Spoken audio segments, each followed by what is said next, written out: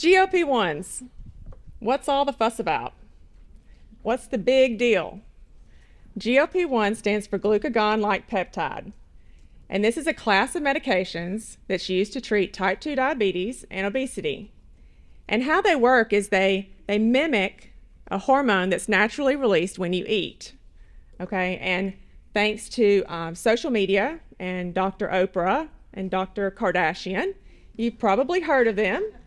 And two of the names that you may be familiar with are Mounjaro and Ozempic. Okay, and what these medications do is they trigger the pancreas to release insulin, which helps with your diabetes, right? But they also delay stomach emptying, which makes you feel full, decreases your appetite. And that's what's key, that decreased appetite. So these aren't magic injections that weight just falls off. You do actually have to have a calorie deficit. So you still have to eat less or exercise more in order to lose the weight. So what's the problem with weight loss? Well, there are some pretty severe side effects related to these medications. You have all the GI upset, the GI symptoms. Remember that Pepto-Bismol jingle? Nausea, heartburn, indigestion. That's right, you've got all of those, but you also have dizziness, increased heart rate, and headache. And also pretty severe but rare, but worth mentioning, these drugs have been tied to thyroid cancer and pancreatitis. Okay, so because of these side effects, most people stop taking these medications. About 70% stop taking the medication within the first year. 85% have stopped by year 2.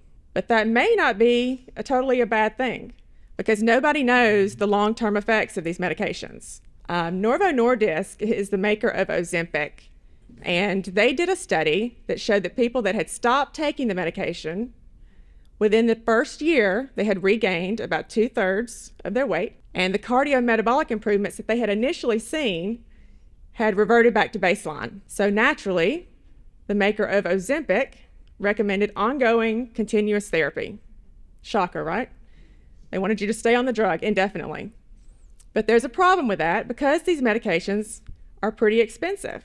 And there have been no studies that show that the cost can be offset with medical savings. But who better to talk about the cost and the financial implications than our CFO, Dustin Craik? Thank you, Jessica. So let's get into the costs of GLP-1s. Jessica said they're a little expensive, to say the least.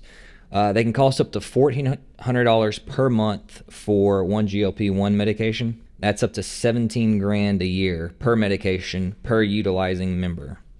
As an example, if everyone in our plan with a BMI over 30 takes a GLP-1 medication, that's going to cost us $23 million per month. You remember the numbers I said before? That's significant to say the least. That's going to cost us $280 million per calendar year.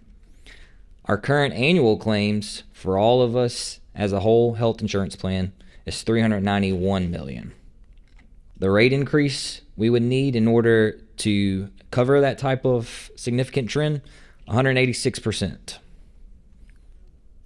I don't want that.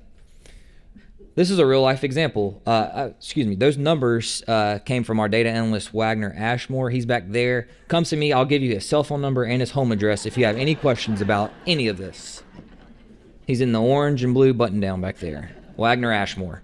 So, it's a real life example. The state of North Carolina decided they were going to open up GLP-1 medications for their whole population.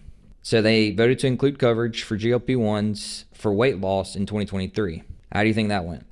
The utilization for their GLP-1s increased nearly 10 times. It cost the plan an estimated $102 million.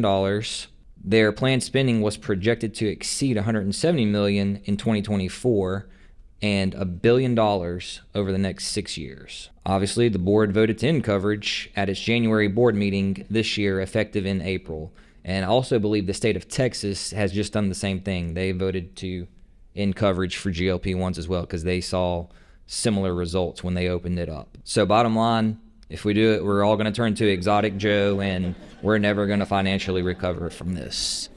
If you have questions, please come see us. That's all we have for now. Thank you.